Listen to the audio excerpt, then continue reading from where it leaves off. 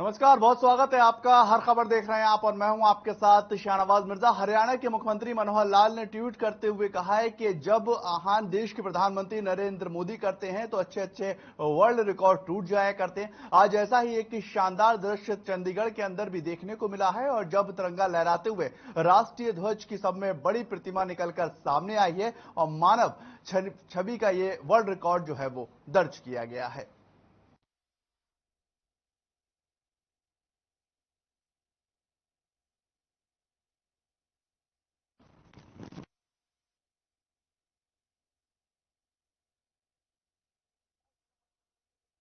और पीएम नरेंद्र मोदी के आह्वान पर कई रिकॉर्ड जो है वो टूटते हुए नजर आए हैं और पूरा देश जो है वो 75वां आजादी का जश्न महोत्सव मनाता हुआ नजर आ रहा। इसी कड़ी में हरियाणा के साथ साथ तमाम वो राज्य जहां पर इस देश में इस बार अखंडता एकता का परिचय दिया जा रहा है और पूरा देश जो है वो इस अभियान से जुड़ता हुआ नजर आ रहा है।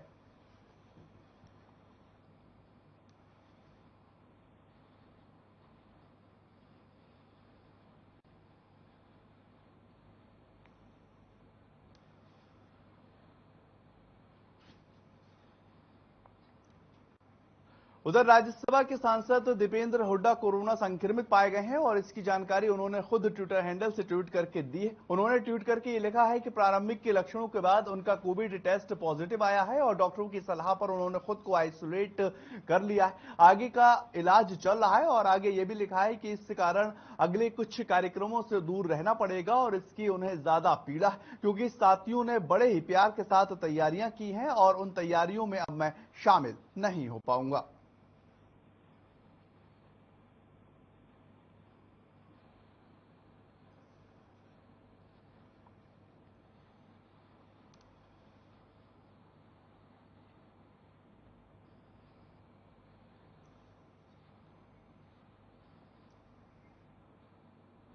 खबर चरखी दादरी से आ रही है जहां पर विधायक नैना चौटाला के आवास के ऊपर पंचायत मंत्री देवेंद्र सिंह बबली पहुंचे हैं और यहां पर जन नायक जनता पार्टी कार्यकर्ताओं ने देवेंद्र सिंह बबली का जोरदार स्वागत किया और इसी बीच पंचायती मंत्री देवेंद्र सिंह बबली ने कार्यकर्ताओं की मीटिंग को संबोधित किया और देवेंद्र सिंह बबली ने कार्यकर्ताओं को घर घर जाकर और लोगों को ज्यादा से ज्यादा जन नायक जनता पार्टी से जोड़ने के लिए प्रेरित करने का आह्वान किया। वहीं देवेंद्र सिंह बबली ने यह भी कहा कि जन नायक जनता पार्टी सभी वर्गों का चहुमुखी विकास चाहती है और ये चाहती है कि उसके साथ देश का भी विकास हो।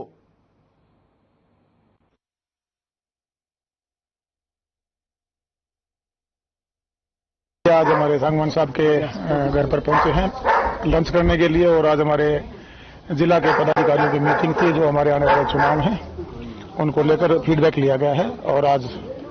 सीनियर लीडर हैं और अनुभवी इनका जीवन का लंबा अनुभव है तो आशीर्वाद लेने आए हैं और साथ में देखिए हमारे देश के माननीय प्रधानमंत्री जी का आह्वान है पूरे देश में जो जिन्होंने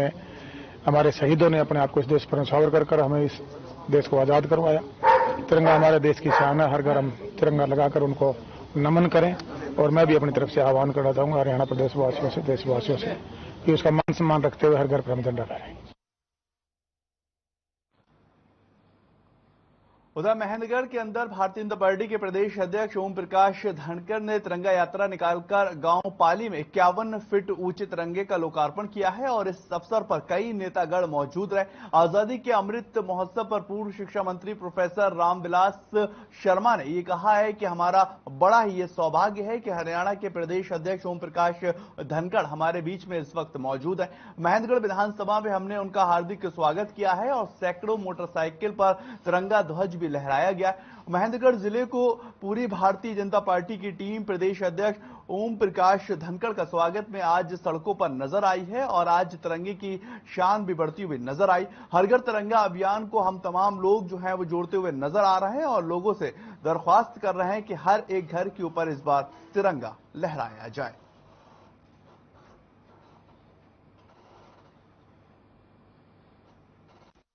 देखिए पूरे देश में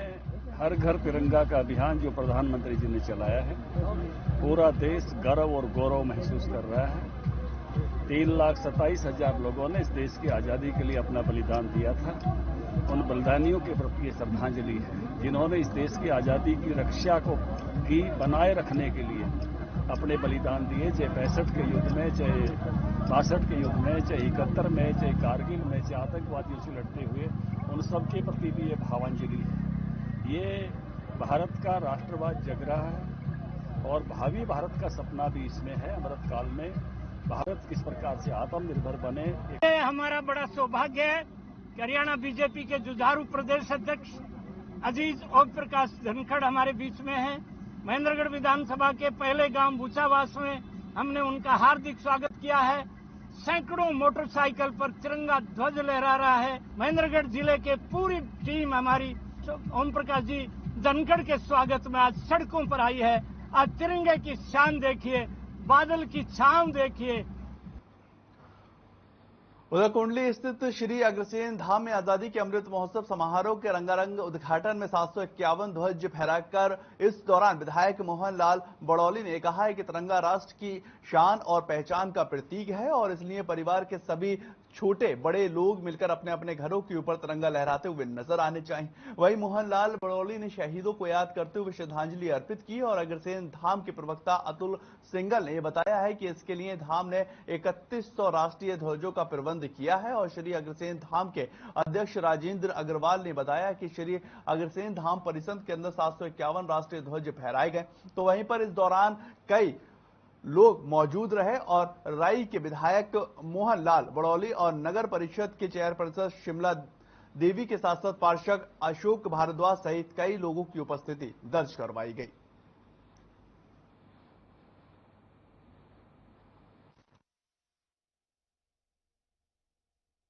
आज बहुत ही खुशी का विषय है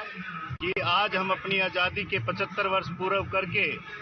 आजादी अमृत महोत्सव के रूप में श्री अग्रसेन धाम की इस पावन धरा पर 751 ध्वज लहराकर माननीय हमारे राय के बहुत ही आदरणीय विधायक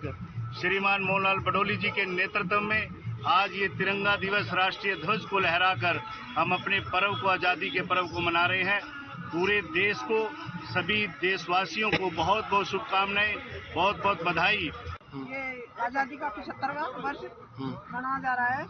और इसे हम बड़े खुशी और हर्षोल्लास के साथ मना रहे हैं। यहाँ पर सभी ने एकता और खुशी का जो परिचय दिया है, इसमें हम सबको बहुत खुशी है। और जो हमारे माननीय प्रधानमंत्री जी ने 75वां अमृत महोत्सव मनाने का, सबको एक साथ रहकर खुशी मनाने का, हर घर पर तिरंगा लहराने का और दिया है।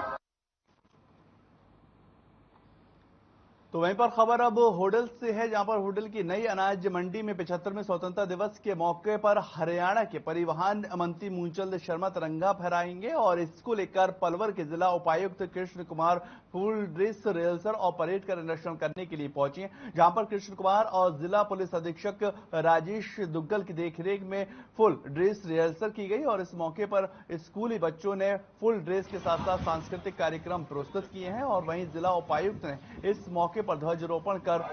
तमाम लोगों को सलामी दी है।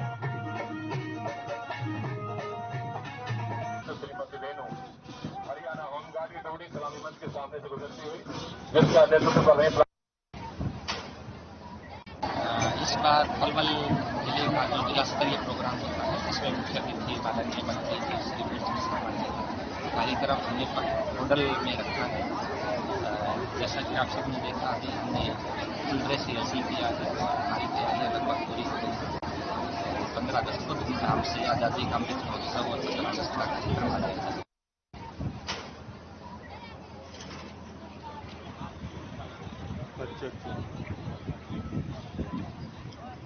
आज के इस फुल ड्रेस रिहर्सल कार्यक्रम श्रीमती रेणु हरियाणा होमगार्ड की दौड़ी सलामी मंच के सामने से गुजरती हुई, जिसका नेतृत्व कर रहे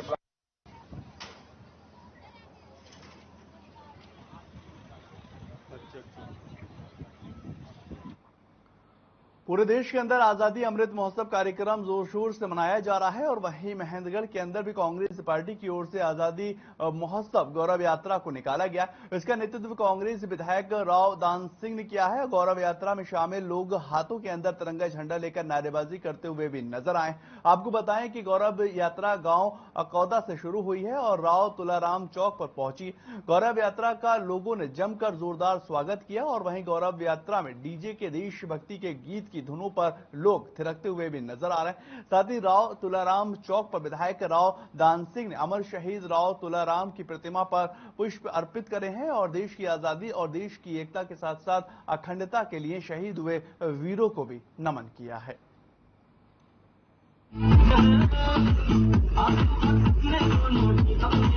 भारतीय राष्ट्रीय कांग्रेस का एक कार्यक्रम है जो देशव्यापी, उन्होंने 9 अगस्त से लेकर 15 अगस्त तक का रखा है,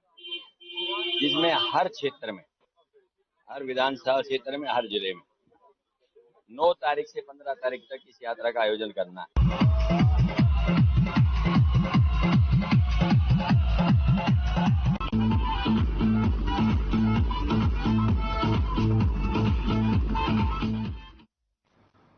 तो वहीं पर हिसार के अंदर भी कांग्रेस की ओर से शहर में तिरंगा गौरव यात्रा को निकाला गया है और इसका नेतृत्व जिला परिषद के पूर्व चेयरमैन और कांग्रेस पार्टी के नेता राजेंद्र सुराहा के साथ साथ युवा नेता सत्येंद्र खेदड़ ने भी किया है। और वहीं पर तिरंगा गौरव यात्रा में भारत माता की जय, वंदे मातरम और जय जवान जय किसान के नारे भी लगाए गए। जिला परिषद के पूर्व चेयरमैन डॉक्टर राजेंद्र सुरा ने कहा कि हरियाणा कांग्रेस के प्रदेश अध्यक्ष उदयवान और पूर्व मुख्यमंत्री भूपेंद्र सिंह हुड्डा के आह्वान पर 9 अगस्त से 15 अगस्त तक तिरंगा गौरव यात्रा निकाली जा रही है। जबकि युवा नेता सत्येंद्र ने कहा कि देश के लाखों क्रांतिकारियों ने देश के लिए शहादत दी। आरएसएस का देश की आजादी में कोई योगदान नहीं और कांग्रेस सड़क से लेकर संसद तक पार्टी को मजबूत, गरीब, मजदूर और किसान के साथ साथ व्यापारियों की लड़ाई में लड़ रही है।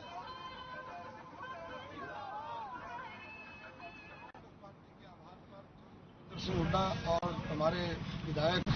उदयवान जी जो अध्यक्ष हैं कांग्रेस पार्टी के, उनके आह्वान पर हम 75 में आजादी यात्रा निकाल रहे हैं, आजादी गौरव यात्रा निकाल रहे हैं। इसके लिए हम सभी कांग्रेस में इकट्ठे होकर के और अलग अलग जगह पर 9 अगस्त से लेकर 15 अगस्त तक ये हमारा कार्यक्रम चलेगा। अलग अलग जगहों पर अलग अलग अर्थों।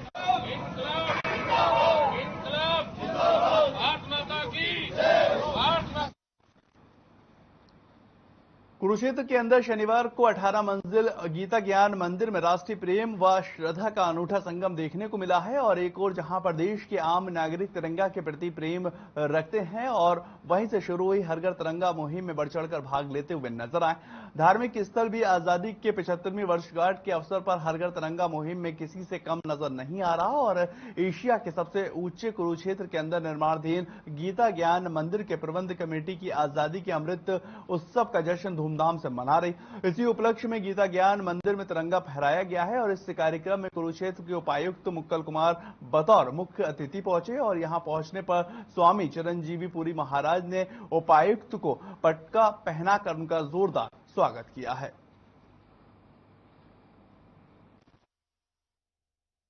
आजादी के अमृत महोत्सव पे आज ब्रह्मपुरी अन्न क्षेत्र आश्रम ट्रस्ट के ज्ञान मंदिर के प्रांगण से आप सबको 75वें स्वतंत्रता दिवस की बहुत बहुत शुभकामनाएं, बधाई। आज उसी अमृत महोत्सव के तहत हमने यहाँ पे,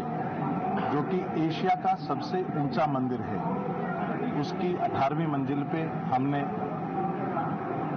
राष्ट्रीय ध्वज फहराया और इस शुभ मौके के जो मेन हमारे हाथ रहे वो यहाँ के मुकुल कुमार जी, माननीय आयुक्त हमारे कुरुक्षेत्र जिला के, उनके सानिध्य में और हमारे परम पूजनीय संत स्वामी चिरंजीवी महाराज जी के आशीर्वाद से आज ये कार्यक्रम भगवान राम जी के चरणों में बैठकर सुंदरकांड के कार्यक्रम के साथ शुरू है। स्वतंत्रता दिवस के अवसर पर इस अष्टध्यायी जो हमारी बिल्डिंग है, टेम्पल है, इसके ऊपर भी राष्ट्रीय ध्वज की स्थापना की गई है और आने वाले समय में इस मंदिर को पूरा किया जाएगा, जो आने वाले समय में कुरुक्षेत्र जिले के लिए एक बहुत ही बड़ी उपलब्धि होगी। लोग अभी भी इसको देखकर पूछते रहते हैं हमसे और अब इस काम में गति आएगी, ऐसा मेरा मानना है। उधर जम्मू कश्मीर के राजौरी के अंदर आतंकवादियों के हमले में शहीद हुए हासी के निशांत मलिक का जो उनका पार्थिव शव अब उनके गांव लेकर आया गया और उनका अंतिम संस्कार किया गया। शहीद जवान को उनके पिता जयवीर ने मुखाग्नि दी है और इससे पहले शहीद जवान के हासी के आदर्श नगर से गांव तक अंतिम यात्रा को निकाला गया। अंतिम यात्रा में काफी संख्या के लोगों में हिस्सा लेते हुए नजर आए हैं और निशांत अमर रहे के नारे भी लगाए।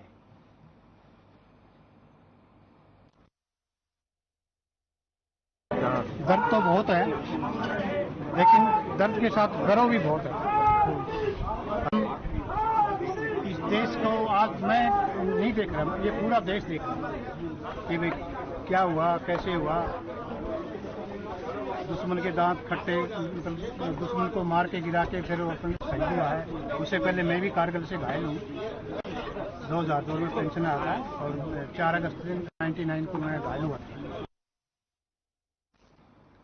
उधर 30 सालों से जेल के अंदर नजरबंद सिखों की रिहाई को लेकर सिख संगत डीसी ऑफिस में ज्ञापन देने पहुंचे हैं और प्रधानमंत्री नरेंद्र मोदी से सिख की रिहाई को लेकर ऑर्डर देने की मांग की गई है ताकि हम भी पूरे भारत देश की तरह स्वतंत्र दिवस मना सकें। आपको बताएं कि इस दौरान SGPC मेंबर हरपाल सिंह पाली ने बताया है कि 2019 में देश के प्रधानमंत्री नरेंद्र मोदी ने गुरु नानक देव जी के प्रकाश उत्सव के समय ये कहा था कि जिनकी सजाएं पूरी हो चुकी हैं उनकी फौरन रिहाई हो जाएगी, जबकि ऐसा अभी तक नहीं हो पाया है और इसलिए वो प्रधानमंत्री नरेंद्र मोदी को ज्ञापन देने डीसी ऑफिस पहुंचे हैं। और इसके साथ ही उन्होंने कहा कि पूरा देश आजादी के 75वीं वर्षगांठ को हर्ष और उल्लास के साथ मनाता हुआ नजर आ रहा है, लेकिन हम काले झंडे लेकर रोष मना रहे हैं। हमारे सिखों को फौरन रिहा किया जाना चाहिए और हमें भी खुशी मनाने का मौका दिया जाना चाहिए। हम भी इस देश के नागरिक हैं और हम चाहते हैं कि आजादी के 75वीं वर्षगांठ हम तमाम लोग जो हैं एक साथ मिलकर मनाएं।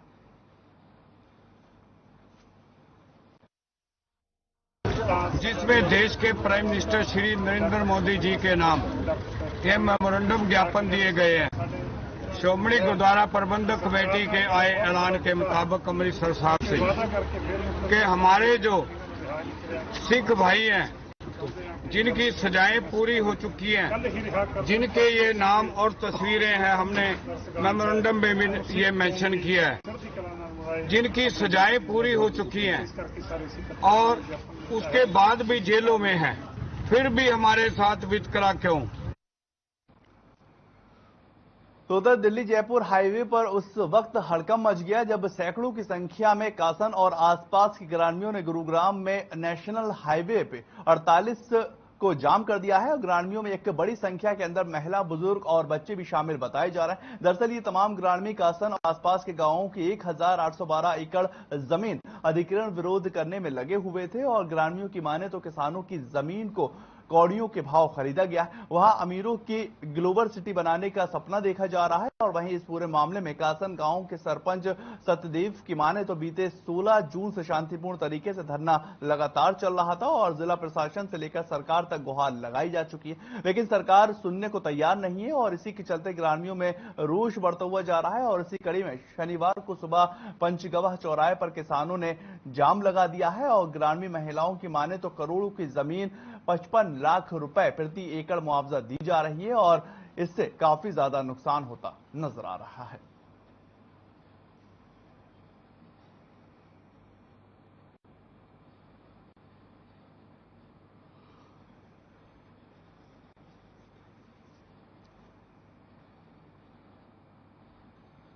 तो हुडल के अंदर नगर परिषद विभाग के द्वारा बस स्टैंड पर अतिक्रमण लगाया गया और हुडल नगर परिषद अभियंता डालचंद शर्मा ने बताया है कि हुडल बस स्टैंड के समीप लोगों से सड़क पर अतिक्रमण किया हुआ है और सड़क के दोनों तरफ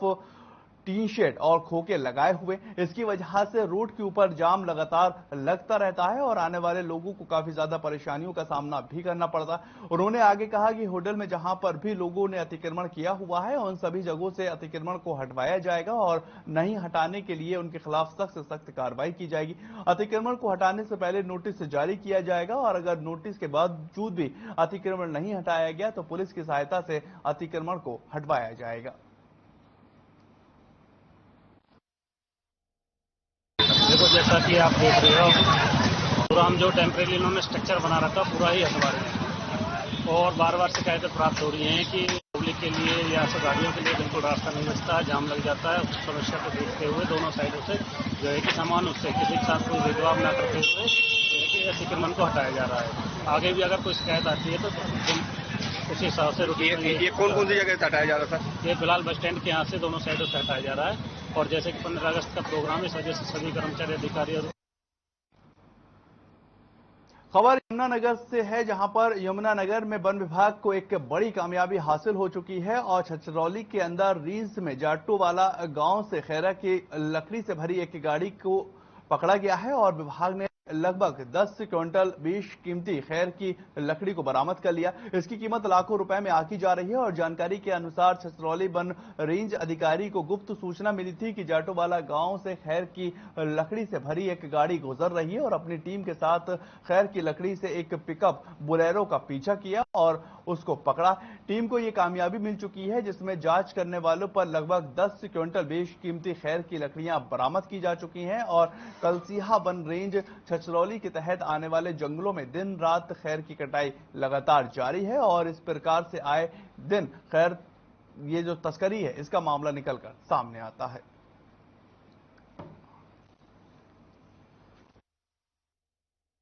ये गाड़ी खैर की गड्डी ना जाटोवाला से हमें सूचना मिली कि लोगों के निकलेगी,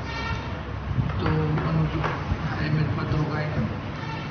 और उसके बाद सूचना मिलते ही हमने नाकेबंदी कर ली, 2 टीमें बना दी थी। तो उसका गाड़ी का पीछा किया तो कानून वाले के पास है, उन्होंने बैरियर एक टीम ने लगा रखा था, वो बैरियर भी हिट करने की कोशिश भी की गाड़ी क्रॉस करके और फिर ये उसमें 4 मुलजिम थे, उनका वो दे दिया इसमें और ये फिर आगे जाके हमने वहाँ पर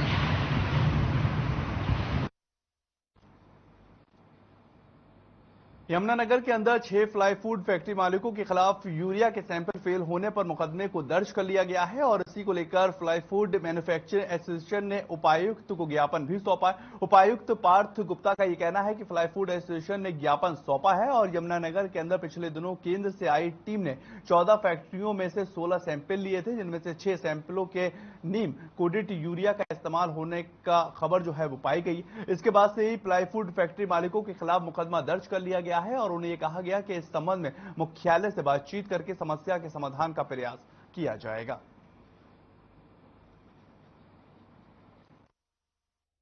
अभी जो यमुनानगर प्लाईवुड एसोसिएशन के जो साथी हैं वो मिल गए और इसमें जो है पीछे जो दिल्ली से टीम आई थी उन्होंने 14 जगह जो है सैंपल लिए थे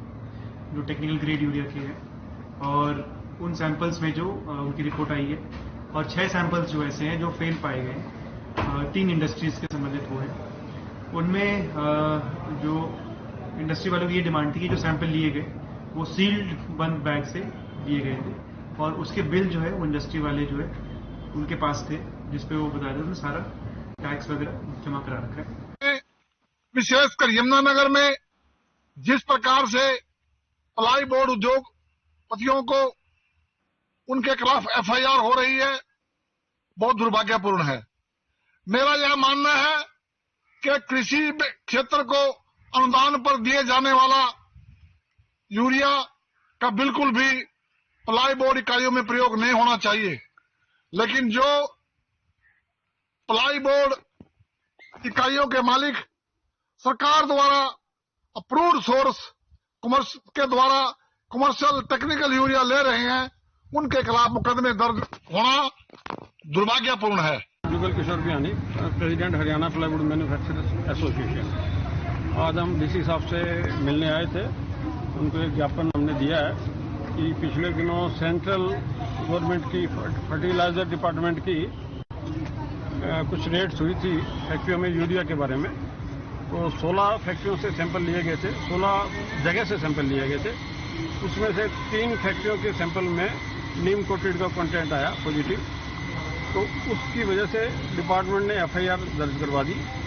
हम उसी सिलसिले में ज्ञापन देने आए थे कि हमारे बैग हमने सील्ड बैग से यूरिया लिया है, सैंपल भी सील्ड बैग से गए हैं, अगर उसमें कुछ गलत होता है तो फैक्ट्री ओनर उसका जिम्मेवार नहीं होना चाहिए।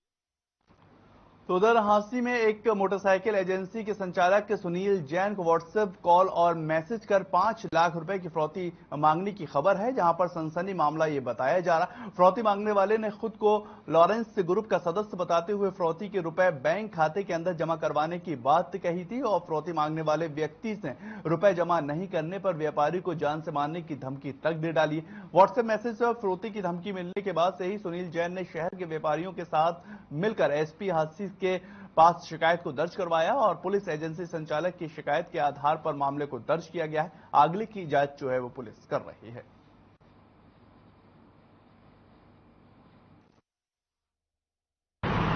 आज एक फिरौती का मामला आया है और कंप्लेंट सुनील जैन ने कंप्लेंट दी है कि उनके बेटे के फोन नंबर पे एक व्हाट्सएप कॉल आई है, 5 लाख रुपए की फिरौती मांगी है। अगर 5 लाख रुपए की फिरौती नहीं दिए पैसे को देख लेने की धमकी दी है,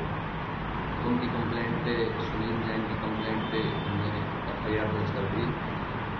उनको सेक्शन 385 506 के मुकदमा दर्ज कर दिया है। ये आप देख रहे हैं जो अपना पुराना ओल्ड हिसार रोड है, इसके ऊपर हमारा 1.5-2 महीने पहले सुनील जैन ने हीरो एजेंसी खुली है मोटरसाइकिल की। आज इनके व्हाट्सएप चैटिंग के माध्यम से और व्हाट्सएप कॉलिंग के द्वारा 5 लाख रुपए की फिरौती की मांग की गई है। पहला व्हाट्सएप 6:06 पे आया और बाद में 12:21 पर आया और इसकी शिकायत को पुलिस को कर दी गई है। डीएसपी, एडिशनल SHO सिक्योरिटी वगैरह अन्य अधिकारी यहाँ पर आए और कंप्लेंट लेकर के चले गए हैं और आगामी कार्रवाई के लिए जैसा भी जो बनेगा वो करेंगे। चलिए फिलहाल इस बुलेटिन में इतना ही। ताज़ा खबरों के लिए आप लगातार बने रहे हर खबर के साथ।